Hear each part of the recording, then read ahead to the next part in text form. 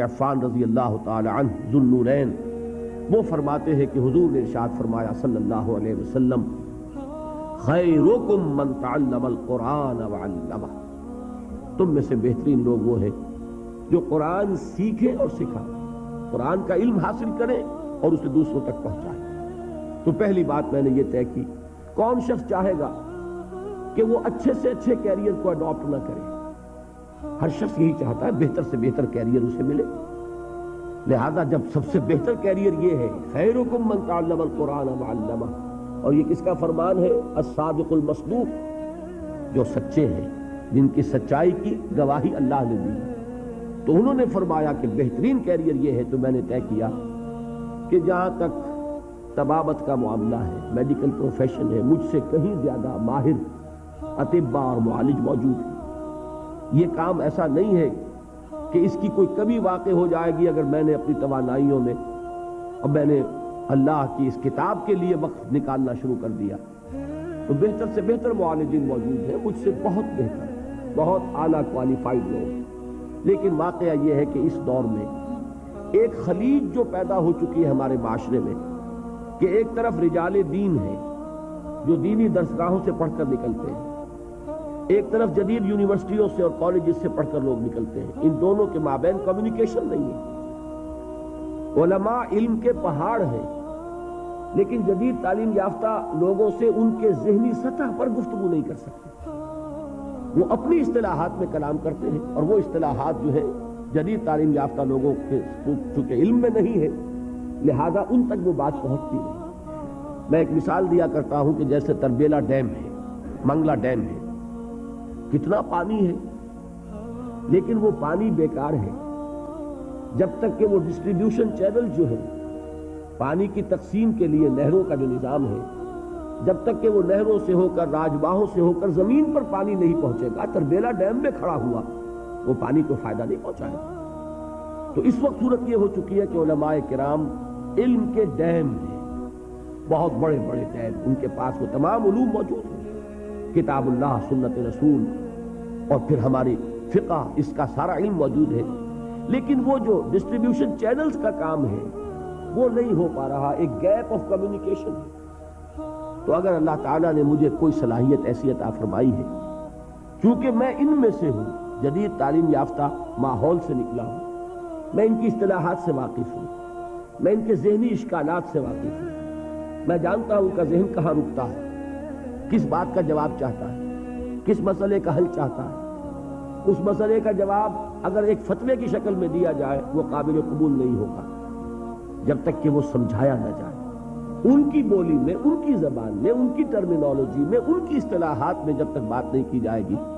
ابلاغ کا حق ادا نہیں ہوگا۔ اور یہ اللہ نے اگر مجھے صلاحیت عطا فرمائی ہے کہ یہ کام میں کر سکتا ہوں، تو ہر چیز کو تج کر مجھے اسی کام میں لگ جانا۔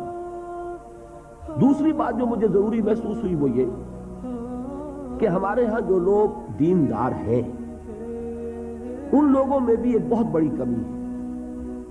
وہ یہ کہ فرائض دینی کا ایک جامع تصور ان کے سامنے نہیں ہے۔ وہ یہ جانتے ہیں کہ نماز فرض ہے، 5 وقتہ نماز ادا کرتے ہیں، وہ جانتے ہیں کہ رمضان کے روزے فرض ہیں، وہ جون کے روزے ہو، جولائی کے روزے وہ رکھیں گے، وہ جانتے ہیں کہ زکوٰۃ فرض ہے، وہ ادا کریں گے، لیکن اس سے آگے تصور کہ دین یہ چاہتا ہے کہ اسے غالب کیا جائے، اسے قائم کیا جائے، اسے نافذ کیا جائے، اسے ایک نظام زندگی کی حیثیت سے بالفعل برپا کیا جائے۔ دین اپنا غلبہ چاہتا ہے، دین صرف عبادات پر قانع ہونے کے لیے تیار نہیں ہے کہ مسجد میں تو اللہ تعالیٰ کو مان لیا جائے کہ سب سے بڑی قوت وہ ہے، لیکن پارلیمنٹ میں اس کو داخل بھی نہ ہونے دیا جائے، یہاں اللہ کی بات نہیں چلے گی، یہاں رسول کی بات نہیں چلے گی۔ یہ بات اگر ہے تو اس کا مطلب یہ کہ ہم نے دین کا ایک بڑا محدود سا تصور اپنے سامنے رکھا ہوا۔ ضرورت اس بات کی ہے کہ جن لوگوں کے اندر وہ مذہبی جذبہ موجود ہے انہیں یہ بتایا جائے کہ دین کے اصل تقاضے کیا ہیں، دین چاہتا کیا ہے، کیا ذمہ داریاں صرف نماز روزہ ادا کر کے پوری ہو جاتی ہیں، یا یہ کہ اس سے بیونڈ، اس سے ماورا بھی دین کا کوئی تقاضا ہے، اس کا مطالبہ ہے۔ اب اگر یہ چیز میں اپنی تقریر، اپنی تصنیف کے ذریعے لوگوں کے سامنے رکھوں تو اس کا وہ وزن نہیں ہوگا،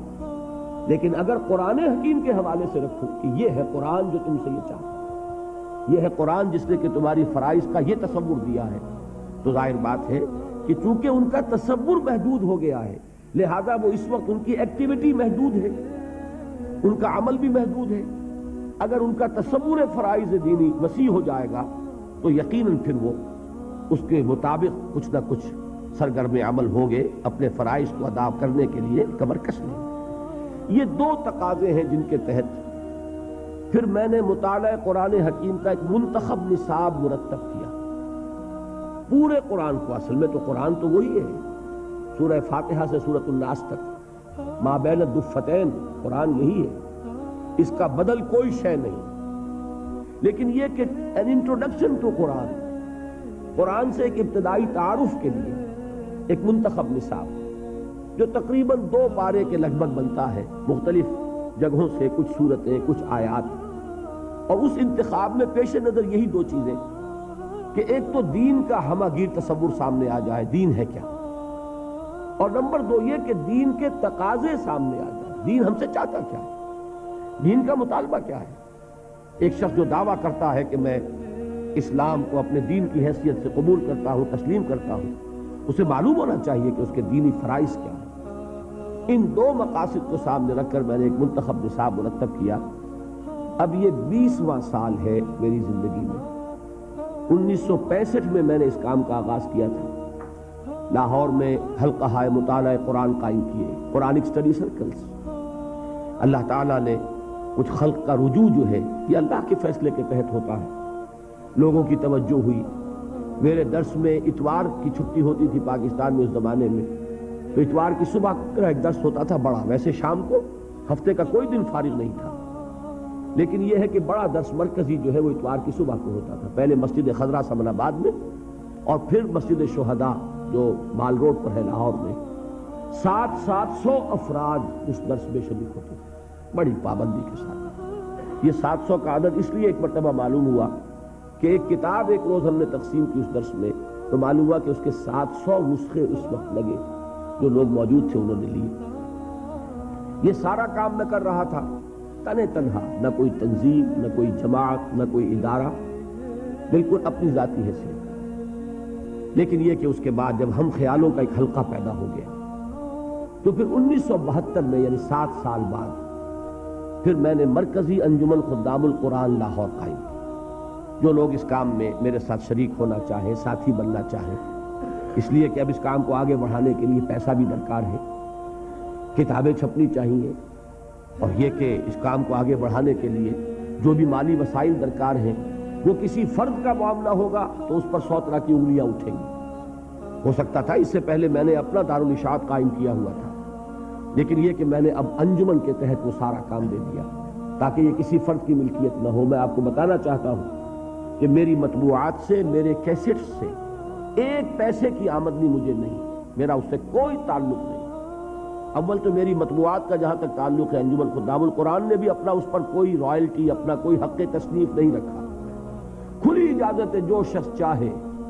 ان کو چھاپے، بیچے یا ویسے ہی تقسیم کرے، عام دین کی تبلیغ کے لیے ان کو ڈسٹریبیوٹ کرے، کھلی اجازت ہے، یہ ہمارے ہر کتابچے پر لکھا ہوا ہوتا۔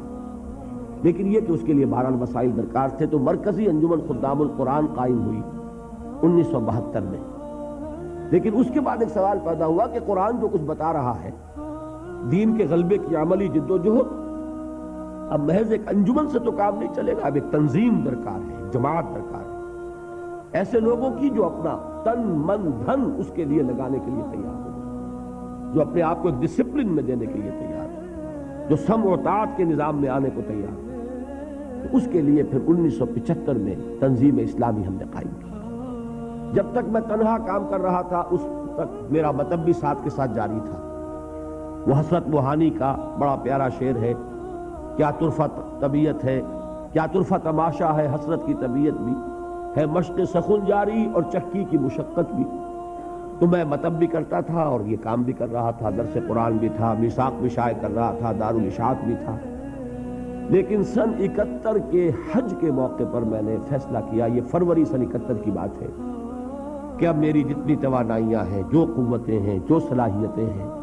وہ اب ہمہ تن ہمہ وقت اسی کام کے لیے وقت رہے گی۔ چنانچہ میں نے اپنے مطلب کو بند کیا اور اس کے بعد سے اب تک میں نے پھر کوئی ایک منٹ بھی کسی معاشی جد و جہد میں صرف نہیں کیا۔ باقی یہ ہے کہ اللہ تعالیٰ صورت پیدا کرتا ہے، رزاق وہ ہے، اس نے آج تک کوئی تنگی نہیں آنے دی، کوئی میرے لیے مشکل مرحلہ نہیں آیا۔ اللہ تعالیٰ امتحان آزمائش سے بچا کر رکھے اور آزمائے تو اس میں استقامت عطا فرمائے کہ وہ بھی صرف اسی کی توفیق سے انسان کسی امتحان میں کامیاب ہو سکتا ہے۔